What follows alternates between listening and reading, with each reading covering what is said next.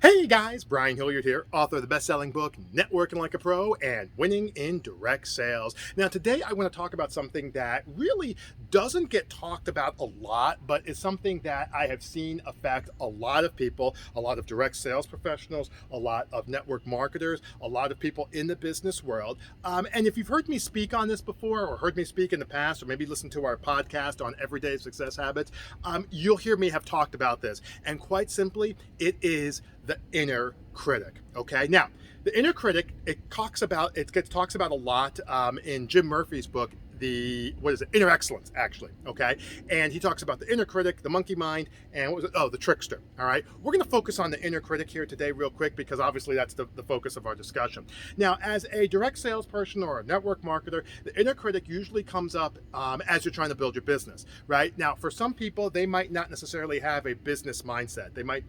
Maybe they haven't, maybe they're at home with their kids, or maybe they haven't been out in the workforce in a while, or maybe they're doing some other things. So what happens is, as they're trying to grow their network marketing business, some things don't go their way. Maybe the recruiting isn't working out, or maybe just the business isn't working out for this particular season for whatever reason, and the inner critic kicks in.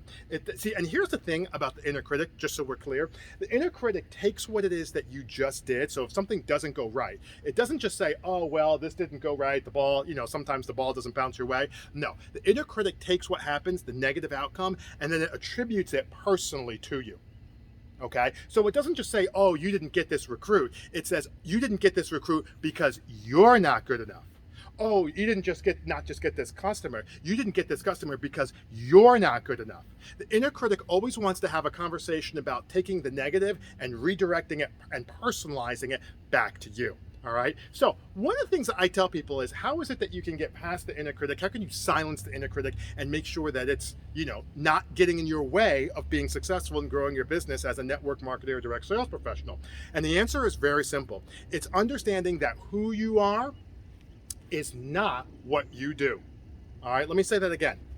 The inner critic wants to have a conversation that who you are is directly linked to what it is that you do, right? I tried to get this team member, it didn't work out, you're bad. I tried to get this new customer, it didn't work out, you're bad. No, no, no, no, no, no, no. Who you are has nothing to do with what it is that you do. Who you are is how you show up for your family, how you show up for your kids, how you show up. Like I walked Nero this morning, okay? Who I am is how I show up. Do I listen for understanding? Am I empathetic? Do I make people a priority? Do I make time for certain things? Do I work out, right? Do I keep my body in shape? That's who I am. What I do in the business world, that's just what it is. I tell people, imagine if you had like LeBron James or Kobe Bryant, or even, this is my Gary Payton jersey, right? Imagine if you had somebody like this who's a basketball. Gary Payton was in the 90s. He was like he was an I want to say he was an MVP, definitely an all defensive player of the year, which is, they don't give that away at the National Basketball Association. Okay.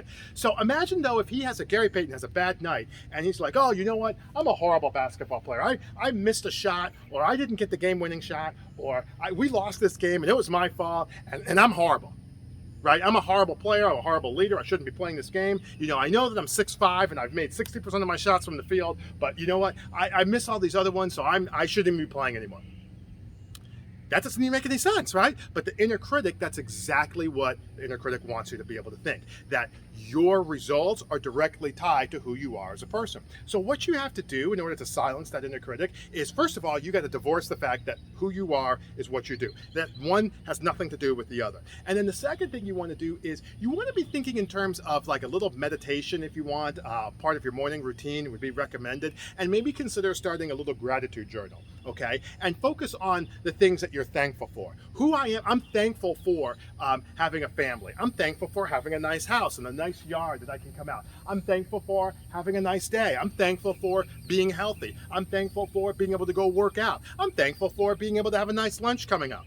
All right, I'm thankful for being able to spend some time with my girlfriend. Who I am: empathetic, understanding, engaging, charismatic, likable.